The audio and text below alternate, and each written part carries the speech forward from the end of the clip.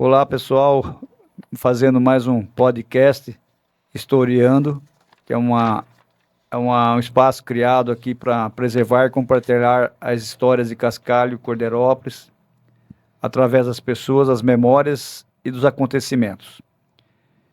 Eu sou o Paulo Adalberto Pirucchi, sou da presidente da Associação Trevigiana, do Mundo, de Cascalho. O podcast, nós temos como patrocinador a Cezanne e as Granjas Killer, que parceiros nossos aí no nosso podcast, tá? Hoje vamos conversar sobre a parte de Cascalho, a fé e a religiosidade do povo também, que é uma coisa muito forte lá.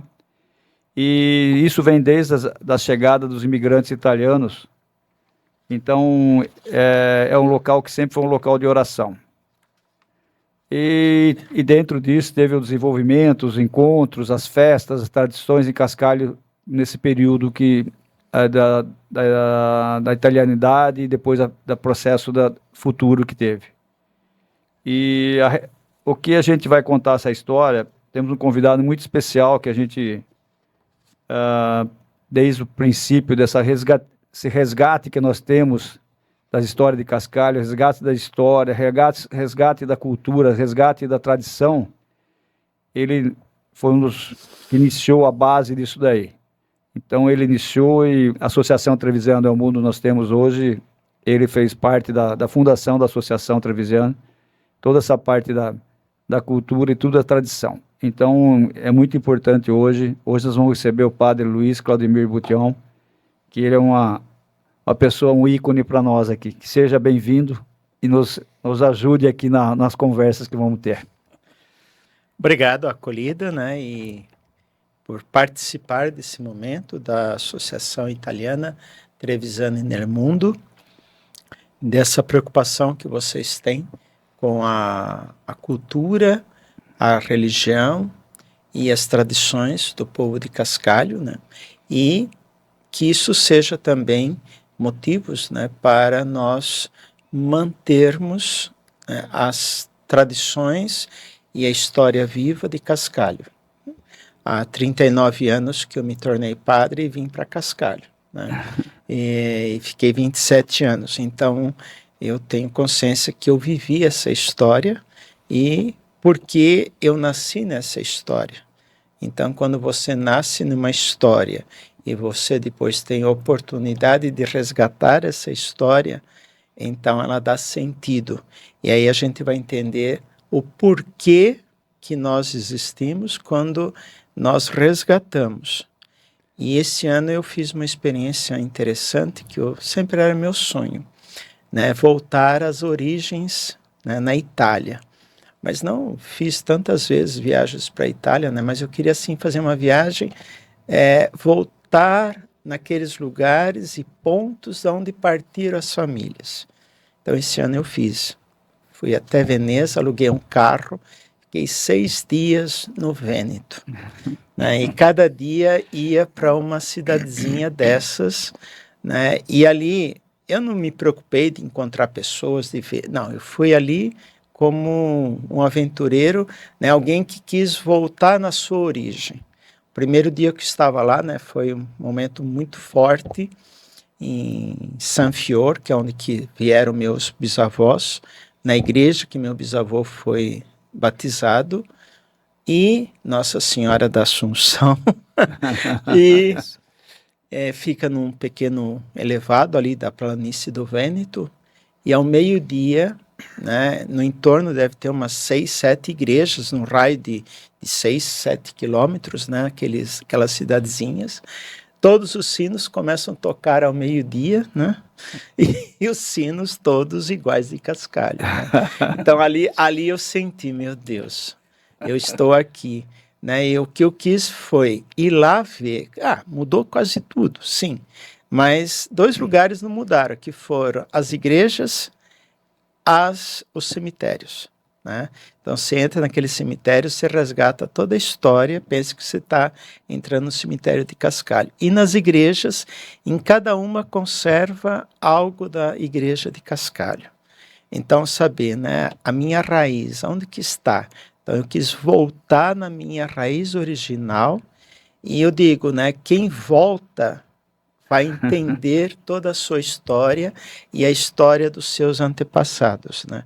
Então você vai lá e você vai resgatar tudo aquilo que está na Casa da Cultura de Cascalho, né, da primeira geração, e nisso, né, a grande experiência de Cascalho foi 1993, com a primeira tarde da história, onde nós resgatamos a história da primeira geração, daqueles que falavam, que o pai falava como era, né, Sanfior, como era Código de Santo Urbano, Bibano, enfim, e você voltar lá e a gente ter resgatado aquela vez que foi a base, né, de tudo que é Cascalho hoje, na tradição, na conservação.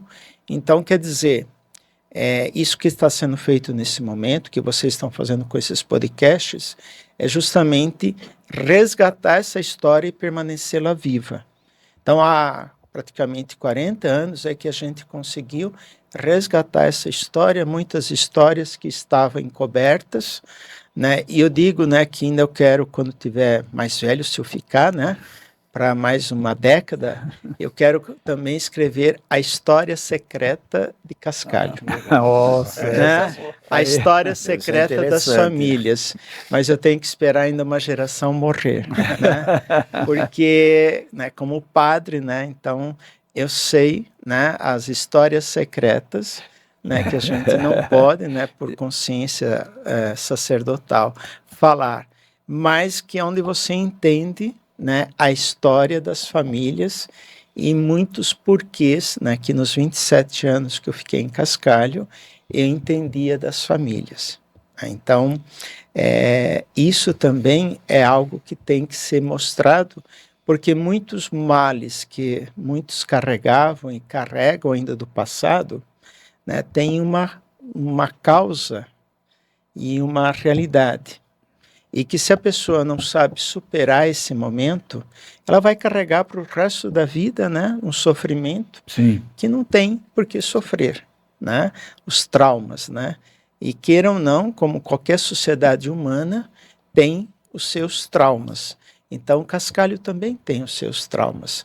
Quem sabe no futuro eu possa usar o podcast, uma tecnologia posterior ao podcast, né, para isso. Né, o nosso primeiro podcast, né, foi em 1993, na Praça de Cascalho, com nenhuma tecnologia, só aquelas fitas cassete, né? Fita cassete. E que estão lá gravadas 25 horas, né? Sim. Com a voz da história viva. Isso Desculpa, falei demais. Não, isso é até interessante a gente... Resumiu tudo. Você fez um complemento que todo mundo pensa desse mesmo giro, que é o negócio da tradição, a família, você buscar informação, isso que você passou é uma coisa fantástica, porque não é fácil você demonstrar o que era o passado e o que é o presente. Você tem que reconhecer e buscar isso. Por isso que nós começamos com todos os eventos que foi feito em Cascalho, que você puxou tudo isso, e dentro disso criou-se uma expectativa de todo mundo saber o que era a Itália, o que era aquilo lá, e o que as famílias, por que saíram e por que estão. Então, criou-se uma cultura que transformou Cascalho com isso, que as pessoas começaram a visitar Cascalho por uma razão que tinha um início de um processo. Então, padre, agora... vamos falar um pouco da parte de religiosidade, tá, de Cascalho. O que você, antes de você assumir Cascalho, você já falou algumas coisas, o que era a parte da religiosidade em Cascalho antes de você assumir? Padre Clem, Padre Luiz. Padre Luiz. Nós estamos aí falando de praticamente 130 anos, né, mais, né, da história. E é interessante que a história religiosa de Cascalho, eu faço essa análise, né? Ela tem 60 anos da presença de uma congregação religiosa, que foram os missionários escalabrinianos. Eles foram fundados por São João Scalabrini, né, que esteve aqui em Cascalho, e eles tinham a missão de acompanhar os migrantes quando vinham para a América. Então, a primeira coisa que eu analiso é que se Cascalho é Cascalho hoje, foi e é por causa dos missionários escalabrinianos que chegaram junto com os missionários, com os migrantes, e deram aos migrantes o sustento e a força para enfrentarem tudo o que eles enfrentaram. Por quê? Se não tivesse, como em outras localidades aqui nossas, da redondeza, das outras colônias italianas, se não tivesse como Cascalho, né, essa força religiosa, nós não seríamos que era Cascalho. É aquilo que o grande fundador da usina São João tinha um projeto, né, na década de 60, 70, né, plantar cana em todo o Cascalho e derrubar inclusive a igreja, né? Era o sonho, né, acabar com tudo isso, né? Não acabou, né? Mas não acabou por isso, né? O não acabar, né? Na década de final de 60, na grande reforma litúrgica, conta a história, isso o seu Paulo Bertanha, seu Ângelo de Nadai, que contavam que o padre Antônio, dentro da reforma litúrgica, né, a nova reforma dizia que tinha que acabar com os altares laterais e o altar principal. Não podia ter mais santo nem altares na igreja, né? Década de 65, 70, foi o que aconteceu aqui em Cordeirópolis. Então o padre Antônio chegou no domingo e falou para eles, olha, amanhã cedo preciso que vocês venham aqui ajudar a tirar os bancos da igreja, que eu vendi os mármores de todos os altares laterais, vamos tirar tudo. Não precisa mais dessas coisas aqui. E eles falaram, tá bom. E aí no domingo à tarde eles falaram, meu Deus, o que vai acontecer aqui? Aí na segunda-feira cedo, né, eles chegaram lá na igreja, chegou o marmorista, até a marmoraria Araras, né, que fez quase todos os túmulos, né, nossos, e o padre Antônio, então tira os bancos. Aí eles ficaram na porta da igreja e disseram, ninguém entra aqui dentro. Mas como? Eu sou padre. Não, o senhor não vai derrubar nada aqui dentro. E falou, né, para os marmoristas, vocês voltam para Araras. Né? Então, se hoje nós temos os altares laterais, e mesmo o altar-mor de Nossa Senhora também ia ser derrubado, né, porque os irmãos Bastiglia disseram que tinha que derrubar o altar-mor para fazer aquela pintura no fundo. Isso essas pessoas me falaram, né? Então foi para saber, né, que quando se tem uma tradição religiosa e as pessoas assumem a sua fé, né, nada se acaba. É o princípio. Então acho que isso é um marco histórico para nós em Cascalho, de que nós temos que conservar, porque aquilo é um valor. Então, para eles, aqueles altares eram um valor para eles, porque cada santo que está naqueles altares foi uma família que doou, por causa de uma história, né? Se você for, tem uma história cada imagem daquela. Então, se eu tiro aquilo, eu tiro a história. Então, Cascalho tem essa resistência. Então, aí que eu falo, a fundamentação religiosa, né, dessa congregação, e depois, logo em seguida, vem duas congregações religiosas, que foram os claretianos e os verbitas. Os claretianos, que quando o padre Luiz foi embora, né, foi confiado ao seminário Clarete de Rio Claro, que cuidasse da igreja de Cascalho. Porque o padre de Cordeirópolis assumiu, mas falou, eu não fico com Cascalho. E aí, como Piracicaba era a diocese, Cascalho também, então, como Rio Claro tinha muitos padres no seminário, então todo domingo vinha um padre, né, dos quais eu conheci todos eles, que vieram desde 53, né? Inclusive um deles, o padre Laurindo, Hermelindo Cunha, né, que me batizou, depois me levou para o seminário. Então, a outra força foi isto, porque por mais 60 anos depois que o padre Luiz saiu, e aí a gente chega a 2014, todo esse tempo, 3 congregações religiosas, missionárias, que tinham um propósito de conservar a religiosidade e a devoção mariana. Então, elas conservaram Cascalho até 2014, que é outro diferencial que ninguém analisou até hoje, isso é muito... é sobre esse aspecto. Se fosse uma paróquia diocesana, não quero discriminar ninguém aqui, nenhum padre, né? Mas, por quê? São as tradições e os conceitos religiosos que se traz.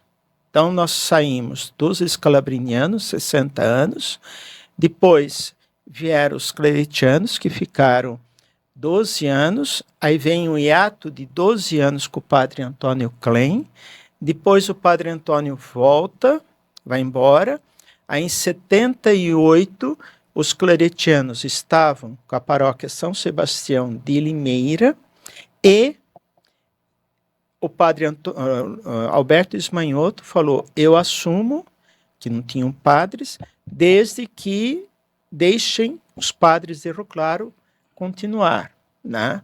Que isto foi até 2014, né? Que até 1987, né? Vinha ainda os padres, mas não havia um padre nomeado, né? Mas vinha cada semana um. Quando em 87 eu chego, né? Final de 87, aí eu permaneço, né? Até 2014. Mas mesmo esse ato de não ter um padre fixo, que cada semana vinha um, mas toda a tradição e a cultura religiosa que o padre Luiz fez despertou lideranças leigas, que na época era uma coisa muito difícil, né, de entender isso, né, a liderança leiga, que as lideranças leigas assumiram, né, essa paróquia. Quando eu chego em 87, havia uma diretoria muito séria, comprometida, né, e que, quando eu cheguei, né, já tem um só vivo ainda da diretoria, né, mas eles chegaram e falaram para mim, olha, quem manda aqui somos nós, viu? Né? Porque se eles tivessem deixado na mão de padres nessas transições, tudo teria acabado. Não teríamos os altares laterais. Eles tinham um patrimônio ali, eles queriam conservar o patrimônio. Porque aquele conceito, né?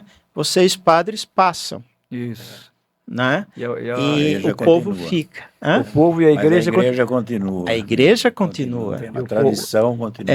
Então, hoje, o que a Associação Trevisan e Nelimundo faz, e tantas lideranças ali, é manter esse conceito de igreja que nós recebemos dos antepassados. Sim, isso é muito forte da gente. E queira hoje, né, você tem que fazer toda essa mudança periódica de sacerdotes, né, a igreja pede, né, mas tudo bem, mas o padre Luiz ficou ali 40 anos, o povo engoliu o gato e sapato dele, né, não foi fácil, depois me aguentaram também 27 anos, né, mas quando você tem uma paróquia, um bairro tipo Cascalho, você tem que ter um outro conceito de trabalho.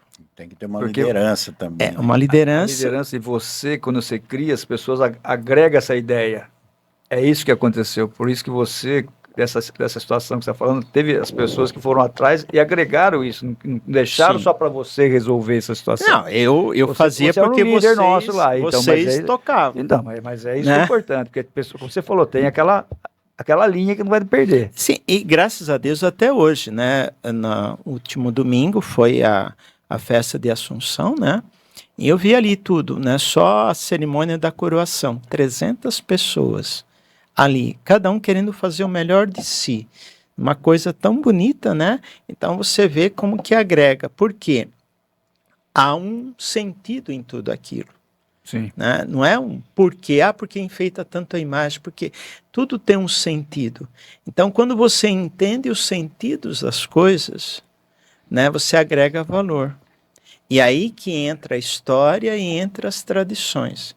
Não é ficar lembrando do passado. Quando eu cheguei, Cascalho, né, ainda os velhos falavam, porque tem que ser assim, as mulheres na igreja, porque o padre na Sexta-feira Santa tem que usar a capa pluvial e que assim. Tá bom, eu faço. Né?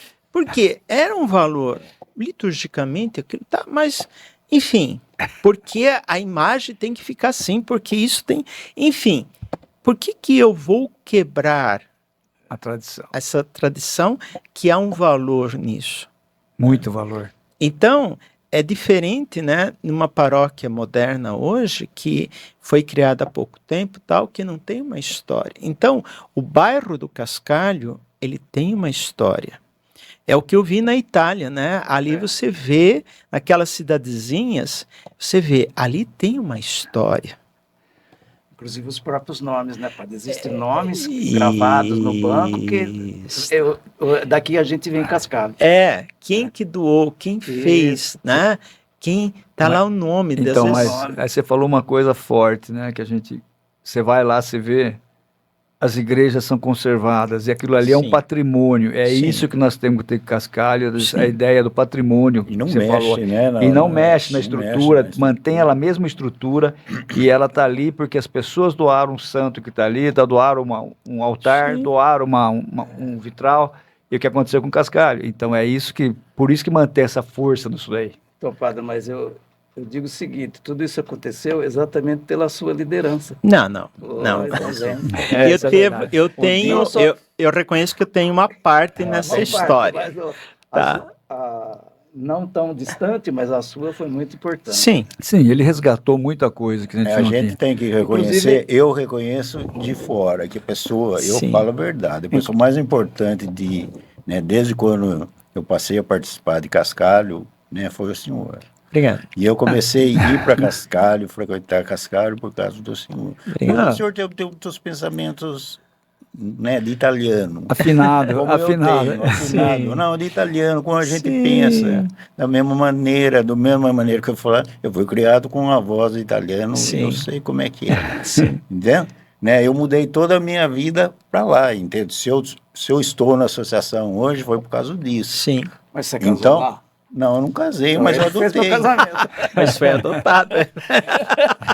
Mas eu adotei. Aliás, eu entrei na associação, né, numa reunião com o padre Botão, com o Paulo, com a Rose, com a dona Lúcia, entende? Lá atrás, 2000, né, depois de uma viagem que a gente foi.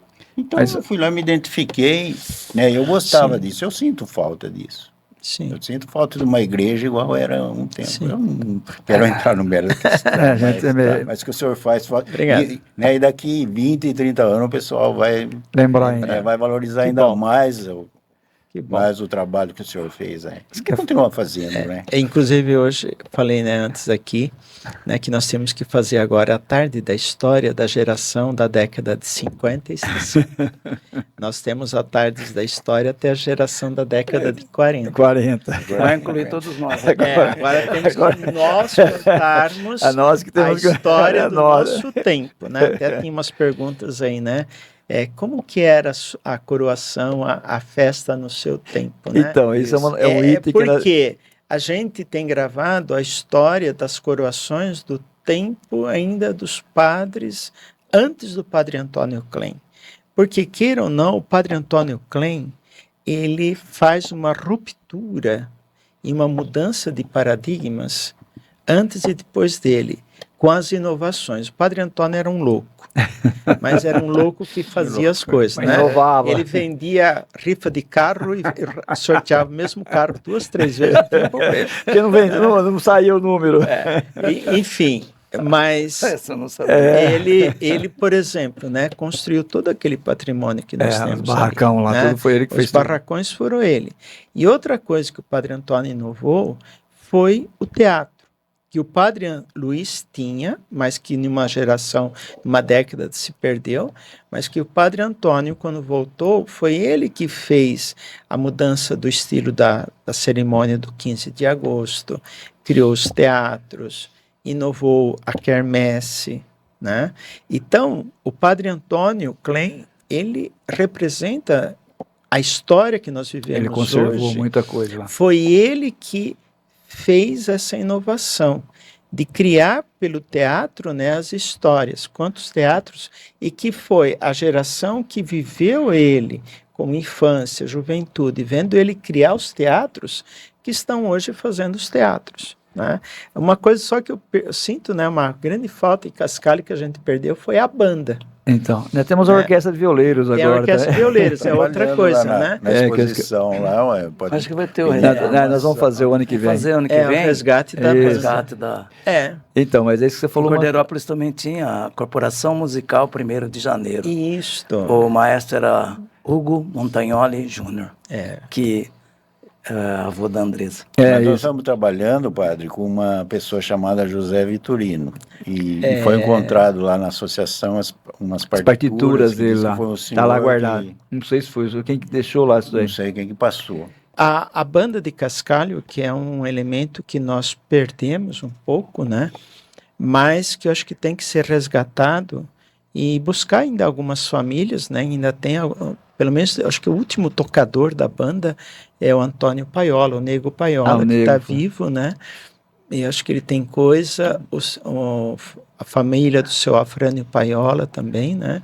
E tinha o pai do Oswaldo Celotti também, né? Que era um... Então, padre, como você está falando da banda, né? Que nem o padre Stefanello, era a banda, tinha o time de Teatro. futebol e o teatro. É, Isso, nós estamos. O clubinho você criou, hoje é o Sim. Campo Cascalho, nós estamos lá, tem Alto Cascalho, continua. A banda nós não temos, mas temos a orquestra de violeiros que nós estamos trabalhando. sim, é uma nova etapa. E agora o teatro nós temos, que permanecemos. Sim, o teatro E a permaneceu. parte de cultura, que nós não tínhamos, os museus, hoje temos também. Temos um museu. Então, isso que é importante, a gente manter isso lá em Cascalho, Isso. que isso dá um fortalecimento muito grande com Sim, Cascalho. porque é história, né? É história. Ali você entra na Casa da Cultura hoje, você vê a história, né? Aquilo que estava perdido entre as famílias, se a gente não tivesse feito esse resgate que há 10, 15 anos atrás, grande parte das coisas teriam perdidas. É quando fez a reforma do cemitério 2020, né, que nós resgatamos até os tijolos. E depois, quando reformou o Mirante, né, resgatar as torneiras, né? Uma coisa tão simples, mas, né? E agora, por exemplo, eu vi que começou a limpeza da represa de Cascalho, né? E ali teria que resgatar e fotografar antes que mexam, Que né? enche A aquilo lá. barragem. A base dos tijolos. Porque lá. eu estava vendo na Casa Cultura, tem uma foto de 1920, que é a construção da barragem. Agora, nós nunca vimos essa barragem, como ela foi feita. E, desde o começo do ano, né, quando esvaziaram a represa, ali aparece, né, a construção da barragem, né, a primeira, que é toda aquela base de pedras, depois os tijolos, Sim. né, e que aqueles tijolos estão lá 100 anos debaixo d'água, que estão ainda, né, depois A osolaria de Cascalho as mesmo. olarias de Cascalho que saíram, né, e depois a segunda etapa, né, e que salvou a cidade nas últimas décadas, né, que foi a loucura do Geraldo Bottchon, né, que fez aquele aumento de mais um Altura. metro, que você vê, né, a pedra, o tijolo e o concreto em cima, né? E Perdeu. algumas partes você vê ali que, inclusive, né, houve um desassoreamento, o tijolo abaixou e aquela base de concreto até pesada, né? caiu, né? Mas, por exemplo, na represa de Cascalho, nesse momento, você descobre a sua história, que está fazendo 100 anos. Também, 100 anos. Né? né? Você tem lá 2028 no Mirante, né? Daqui 2 anos. Espero que daqui 2 anos ela esteja cheinha, bonita, né? Então, eu lembro quando você fazia as missas para os animais, que São Francisco. Tem que fazer lá, temos que Então, 28, tem nós que temos que voltar. fazer a missa lá. Temos que fazer uma grande missa e recordar aquele momento, né? Porque se Limeira é Limeira, né? Dependeu água, da água de Cascalho, né? E que aquilo, né? Engenharia, que a água ia por gravidade até Limeira. Né? Tinha os bombeamentos, mas ela podia ir por gravidade. Então veja a história que ainda tem que ser revelada em Cascalho, né? que é o Mirante. Né? Como eu dizia outro dia na associação, também esse resgate da história das capelas ainda. Graças a Deus, por exemplo, Santa Teresa, né? A pessoa que comprou possivelmente está querendo retomar pelo menos parte daquela história, né? Porque são as histórias, né? Até eu dizia, né? Pegar o limite da paróquia de Cascalho, que inclui todas essas antigas fazendas. É grande o limite, né? Que inclusive nós fizemos esse resgate, acho que foi em 2020, né? Nominando as estradas. Sim, as nonas. Com as nonas, né? Isso foi muito bacana, essa ideia foi... Para você saber, né, aonde que cada família morava, né, e aonde que eu baseei para fazer essa pesquisa, foi no livro da história das famílias, né, e porque eu rodei todo aquele lugar, né, fazendo as missas ainda no começo nas fazendas, né, então ainda é uma parte dessa história. Então vejam a riqueza, e eu acho que uma coisa, né, que a gente conseguiu nessas últimas 2 gerações que eu falo, últimas que a gente viveu, é mostrar a elas essa história, contar a história. Eu, pelo menos, meu sobrinho era ainda pequeno, mas eu levava ele em Cascalho e contava o porquê de cada coisa que estava ali. Para que cresça, porque eu fui assim.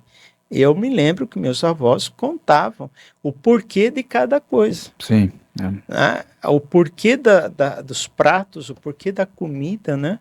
Que um projeto ainda que a gente pensava, né? De fazer os 365 dias na culinária de Cascalho, né? O que se comia, né? Cada época do ano.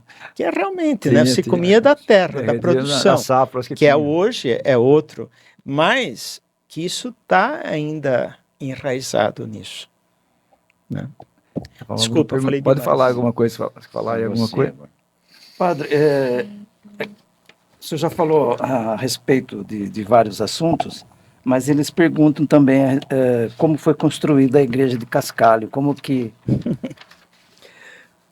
A igreja, né, quando o povo chegou, tinha a fazenda do Barão, que é onde está aí o clubinho de esportes hoje, ali tinha uma capela do Barão, mas era uma capela da fazenda pequena. Foi quando, em 1893, né, o povo pede ao Estado a doação do terreno onde está a atual igreja, um terreno para fazer uma escola e o cemitério. Interessante que esses 3 pontos, né, estão até hoje. Então, em 1894, começam a construir uma pequena capela, né, que é a nave central da igreja atual. Quando o padre Luiz chega em 1911, ele fala, essa igreja está pequena. É claro, né, porque naquela época se falava que Cascalho tinha 3.000 habitantes. Era por aí mesmo. Né? Então, era uma grande... Porque você contava todas as fazendas, que era o auge das fazendas cafeeiras. E nós temos que criar uma igreja maior. Foi quando ele começa a fazer a atual igreja, e ele constrói a atual igreja por fora da igreja primitiva. Quando em 32 ele derruba a igreja primitiva, né, porque a nova já podia ser utilizada. E termina, né, em 36 a construção. E vejam que foram 25 anos para construir uma igreja. É claro, se você vê a arquitetura da igreja de Cascalho, e nessa viagem para a Itália, eu vi, né, as arquiteturas, você vê onde que está tudo, né, as semelhanças daquelas igrejas. Enfim, eles trouxeram aquela cultura, né, o engenheiro Galo de Rio Claro, né, que foi engenheiro construtor, e depois o padre Luiz praticamente foi um engenheiro autóctono, né, que fazia com o seu Antônio de Nadai, né, que foi o grande pedreiro de tudo, né, que fez tudo, né, mas é claro que construir uma igreja naquele estilo, naquela época, e uma comunidade que o povo não tinha dinheiro, né, então o padre Luiz falava, né, que aquela igreja foi construída com o dinheiro do diabo. Por quê? Ele utilizava, né, a prática do exorcismo, que o povo vinha fazer suas doações, né, e pedia a bênção e deixava o seu dinheiro. Então ele falava que ele construiu aquela igreja com o dinheiro do demônio. Né? Ele achou então, ótimo. Achou um modo, né? Então, quer dizer, o padre Luiz era um grande estrategista na questão de ganhar dinheiro. Depois, quando ele ainda estava terminando, segundo a tradição, ele também trouxe um dinheiro da família, né, um dinheiro de herança dele, né, e que ele colocou ali. Então, o bispo de Campinas várias vezes veio para tentar tirá-lo dali na década de 40, né. Então ele falou assim: o dia que o povo pagar o dinheiro que eu investi aqui, eu vou embora. Né? Só que nunca tinha dinheiro para pagar, então ele ficou até 53, né? Então são histórias pitorescas, né? Mas que... E é aquilo, né? Ele se preocupou com uma igreja simples, né? Mas dentro do conceito. E também caberia ali toda uma que eu sempre sonhei fazer, né? Um estudo arquitetônico daquela igreja, né? O porquê daquela construção, a arquitetura, o lugar, né? Por exemplo, né? A posição dela. Se vocês perceberem, o Padre Luiz usava aquela igreja 2 horários no domingo e durante a semana. De manhã para a missa. Então se tinha o sol nascente, iluminando a igreja. E ele tinha o costume, depois, às 4, 5 horas, fazer a bênção do Santíssimo, era o que ele dava as bênçãos, então ele tinha a iluminação do sol da tarde. Então, se você vê, é uma igreja que nunca precisa, se você fosse, e ele nunca pensou que tinha iluminação. Outra, né, é a questão acústica da igreja. Naquela época se rezava a missa de costas, então por que o fundo dela é arredondado? Se você fala ali no altar, ele reverbera toda a igreja. Né? Uma coisa, quando o Padre Antônio Klein, na década de 70, que colocou microfone na igreja. Né? Então, tinha uma coisa que a gente perdeu, né? Foi o púlpito da igreja de Cascalho, né? Que o Padre Antônio, na reforma litúrgica, ele tirou. E a mesa de comunhão, que aí a gente colocou, né, aquela pequena mesa de comunhão que tem na frente do altar do coração de Jesus. Quando nós trouxemos os restos mortais do Padre Luiz, né, nós colocamos.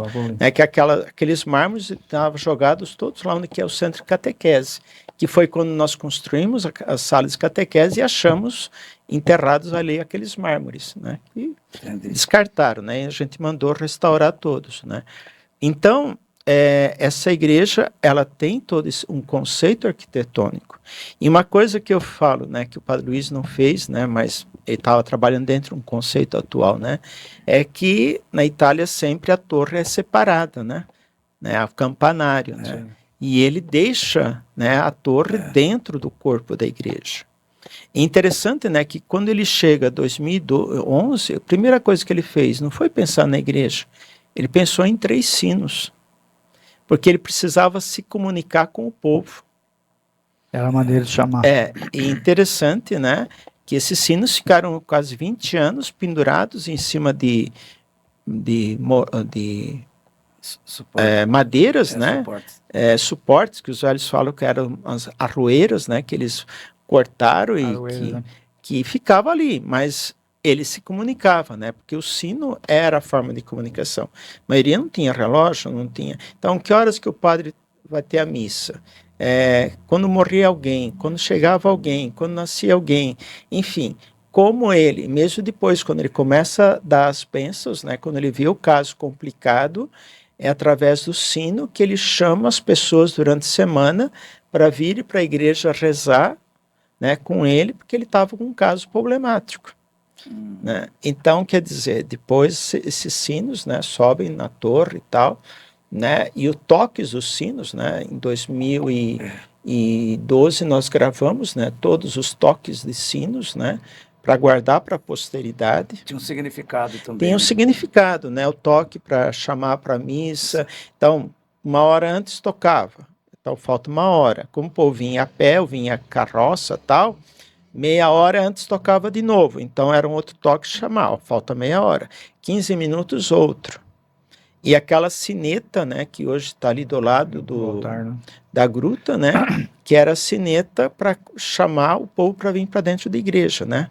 E aquele sino que está do lado da porta da sacristia, né, que os homens não entravam na igreja, ficavam lá fora batendo papo. Então, como fazer lembrar que os homens, que o padre ia entrar no altar? Então, tocava, que é um sino com um barulho estridente, né? Mas são símbolos que tem naquela igreja que a gente, né? Ele depois, né, fez já a torre, tudo, o coro, né? No sonho dele, né? Que o pessoal falava, né, de trazer um órgão de tubos, né? Porque ele fez a igreja e faltava o principal, que era um órgão de tubos. Né? Eu conheci o construtor, né, o seu Antônio de Indaiatuba, que fez o órgão.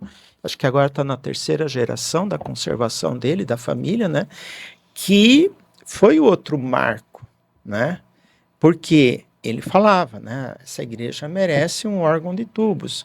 E outro detalhe, coisa que se vai no Vêneto, né, que eu vi todas aquelas igrejas, né, o detalhe é o coro, né, aquelas cadeiras que tem ali no presbitério de cada lado, que na época, né, as missas eram em latim, então quem respondia eram algumas pessoas que o padre ensinava. Então era o coro, então aqueles homens que ficavam ali, eles tinham a função de responder à missa, né? Não era cadeiras para ficar acólitos ou padres que iam ficar, não. Eram os homens que aprendiam, né, o último que está vivo ainda, o seu Geraldo Piccolini, né? Então, que eles sabiam responder à missa para as missas cantadas nos dias solenes. Então, vejam as preocupações. Agora, onde o Padre Luiz trouxe isso? Lá no Vêneto, que é assim. Até hoje está lá os coros, né? E os órgãos de tubos que você vê que todas as igrejas têm, né? Porque era a beleza. E aí eu faço uma análise também, né? Você imagina a vida sofrida que vivia aquele povo, sem nada. Então o padre pensou, eu tenho que fazer uma igreja bonita. Eles se sentiram num lugar bem, que a Itália sempre foi assim. Eu tenho que dar uma liturgia bonita para o povo, né? Que eles vão esquecer a realidade sofredora que estão vivendo em família e tudo. Né? O órgão de tubos, os sinos muito bonitos, porque... queira ou não, os antigos ali tinham aquela honra, né, alegria. Olha, essas coisas ninguém tem aqui na região. Né? O orgulho. Era um bom italiano. O orgulho que é umas coisas que a gente esquece de pensar ali. A escolha também de Nossa Senhora da Assunção. Assunção, que vem disso também. É que eu vi agora, né, 90% das igrejas que eu visitei lá, ou são dedicadas, ou tem uma imagem, uma pintura Nossa Senhora da Assunção. Então é uma tradição. Que eles fazem até o ferragosto no mesmo dia. E outra coisa é a preocupação que o Padre Luiz teve, né, o fora da igreja, que foi justamente o futebol, que era uma forma de agregar as pessoas, dar uma diversão, a música através da banda, porque imagina, quando que chega a rádio em Cascalho? Década de 50, 60, quando chega a energia, né? Mas aí, você não tem uma música, você não ouvir nada diferente do que você ouvir aqueles gritos do dia a dia em casa, né? Os velhos gritando, falando tal, né? Quando você vai ouvir alguma coisa diferente, então você tem a banda, o órgão de tubos, os cantores, enfim, queira ou não, era uma coisa assim... pessoa esquecer as festas religiosas, tudo isso era a forma do povo esquecer o seu sofrimento. Não é que a religião era o ópio do povo, não. A religião era aquilo que dava sentido e uma fortaleza para as pessoas continuarem. É sair um pouco da sua realidade sofrida e sentir bonito numa igreja bonita, uma coisa diferente, né? Verdade. Então eu me sinto bem. As pessoas tinham que se arrumar bem para vir na igreja, né? Então são elementos, né, que trazem e que graças a Deus, né, teve esses grandes líderes religiosos Cascalho que mantiveram isso. Então vamos falar hoje, o alto astral da população foi pensada isso há mais de 130 anos. Desculpa. Mas tá bom. Tá bom. Falei demais, gente. Só estamos falando. Bom, as minhas perguntas eram sobre o Padre Luiz Stefanello. Né, como o senhor já respondeu quase todas, eu vou fazer só uma observação. Quem era esse padre? Assim, na vida dele normal, antes de vir aqui. Sim. Né? E se além dele ser padre, ele atuava de outra maneira, que a gente sabe que ele trabalhava, que ele tinha atuação em outras partes. Sim. Né? Que atuação seria essa em relação à comunidade?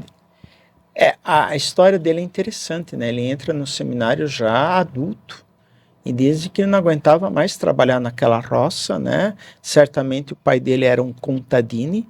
Eu fui lá atrás de achar o túmulo dos pais dele, não achei, né? Na cidade que ele nasceu, devem ter morrido, né? Contadini era aqueles meieiros ou os boias frias hoje, né? Nem tem mais boia fria, né? Mas aqueles coitados, né? Que faziam trabalho pesado, que não tinham nenhum direito, né, e que a cada ano eles eram trocados nas fazendas, né. Então ele entra e é engraçado que ele escolhe uma congregação que se preocupava com os migrantes que vinham para a América, né, que é os escalabrinianos. Em 1908 ele se ordena padre e, como todos os escalabrinianos, eles sabiam, eles se ordenavam padres na Itália e eles iam para algum lugar da América, né? E o padre Luiz veio para o Brasil, a gente sabe que ele ficou em São Paulo ainda 2 anos trabalhando nas missões.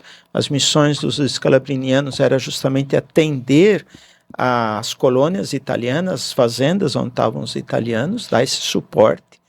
E aí ele vem para cá. E aí tem uma análise, né, que o padre Márcio fez, né, dele, né, que era uma pessoa muito limitada. O padre Luiz era uma pessoa muito limitada intelectualmente, que entrou no seminário já adulto, com pouca formação e tal. Eu faço ele uma comparação com o Cura d'Ars.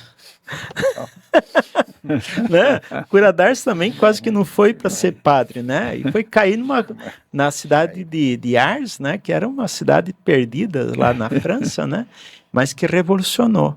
Então, se pensar também, o padre Luiz é o Cura d'Ars do Brasil, de Cascalho, né? Que foi alguém que foi rejeitado, né? Mas que servia para aquele povo ali de Cascalho, né? E por isso que ele permanece ali. Porque se você estuda a história dos escalabrinianos, né? Em 1920 eles deixam todas as paróquias, os trabalhos que eles tinham no interior de São Paulo, e eles vão para o sul do país, concentram lá a sua atividade, porque entendem que aqui eles já tinham terminado a sua missão, né? Porque as famílias já tinham se desenvolvido, se implantado, a função deles era implantar os italianos no Brasil e depois tocar a vida, né? Mas o padre Luiz entendeu que não tinha aqui, não podia abandonar Cascalho, né? E ele, contra a vontade, tanto que a gente percebe que acho que ele foi até excluído meio que da congregação, né? Mas ele permanece. Então ele é esse homem que chega em Cascalho em 1911, né? E contra tudo, todos, né? Ele faz tudo aquilo que é Cascalho, né? Então, e ele era alguém, né, que vivia do seu trabalho. Isso que é outra coisa, né? Ele plantava a sua comida, ele cuidava da sua horta, né? Ele tinha o seu trabalho.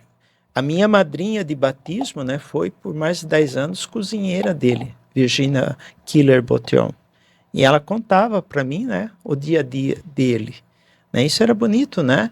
Era um homem simples, ela falava. Ele queria comida muito simples, ela estava ali só para dar uma ajeitada, né? Ela ficava ali umas 3, 4 horas, ele mandava ela embora. Vai ajudar teu pai na roça. Eu me dou conta aqui, né? Então, era mais um deles, né? Era isso daí. Interessante é isso. Ele era um do povo, né? Ele se fez um com eles, né? E é claro, eu acho que nesse tempo, o que eu analiso, né? Ele viu o sofrimento do povo. E aí ele viu que ele tinha, né, como sacerdote, o poder de abençoá-los, de fortificá-los, né? E a sua fama se expandiu, né? Então, e foi um homem, né, que quando ele percebeu que a sua vida, ele já não tinha mais o que fazer em Cascalho, ele tomou a iniciativa e foi embora. Tá, pela doença, mas também pela idade, né? Então, com seus 75 anos, ele vai embora, né? E é interessante nisso, né? O padre Márcio trabalhou no livro dele, né? E esse tempo a gente está lembrando o padre Donizete, né? Que esse ano acho que fez uma data festiva, né? O padre Donizete Tambaú, que agora é beato, né? É onde que, quando ele vai embora, ele avisa o padre Donizete, agora começa a sua vez, né? E o padre Donizete também, né? Foi um homem assim. Mas o padre Luiz percebeu, agora acabou meu tempo aqui. né? Bonito foi isso, né? Ele perceber, Ele meu tempo. entendia. Tanto que o povo fala, né? Quando eu cheguei, né? Os velhos, o sonho era trazer os restos mortais dele, porque a geração anterior, né? Que quando ele morreu, né? E tentaram várias vezes trazê-lo, né, vivo ainda, mas havia uma grande resistência, e ele também não quis voltar mais, né? A vontade dele era não voltar. O seu Pedro Bertanha falava, né, no dia que ele morreu, né, eles tentaram, foram lá, chegaram lá, nós vamos levar, e o povo falou, não, ele não vai para Cascalho, né, o corpo dele. E quando eu cheguei em 88, né, eu fui com o povo para lá, para uma peregrinação. Então foram os velhos e o choro deles, né? Padre, nós temos que levá-lo de volta, né? E foram quase 20 anos, né, para a gente conseguir. E interessante, né? Sempre a gente tem que ver uma possibilidade, né? Foi quando o Padre Márcio fez a tese de doutorado dele, né, sobre o Padre Luiz, 2001, e nós fomos levar um livro lá para o padre. E chegando lá, eu falei, padre, nosso sonho, tal, mas tal. Eu falei, ó, padre, não quero levar o corpo dele. Serve alguns ossos, né? Então, se alguns ossos, marca um dia e vem. Eu falei, então, vou marcar dia 7 de setembro, a gente vai vir aqui fazer exumação. Pode vir. Aí nós chegamos lá, a Dalila Bertanha, ela era estudante de fisioterapia, muito boa em anatomia. Falei, você vai comigo. Né, neta do seu Paulo Bertanha, que era o grande incentivador, ele foi nesse dia junto, né? E eu lembro, né, que o padre, chegamos lá, o padre jogou um monte de osso em cima de uma mesa, vocês têm uma hora para se virar, catar o que vocês querem aí, né? E foi assim, em cima daquilo, eu acho que ele quis, né? Como que a gente foi achar os ossos da mão e do braço direito, né? Naqueles ossos que estavam ali, falei, Dalila, eu não sei. Eu também não sei, pai, se vira, né? Uma hora depois o padre chega, os ossos todos arrumadinhos, né? Tá bom. O padre também não acreditou, né? E é uma realidade, né? Eu me lembro que fazia 10 dias do atentado às Torres Gêmeas, né? A gente chega com helicóptero em Cascalho, e banda, enfim, todo mundo fala que estava ali, né? Foi, acho que a tarde mais iluminada, né, de Cascalho, né?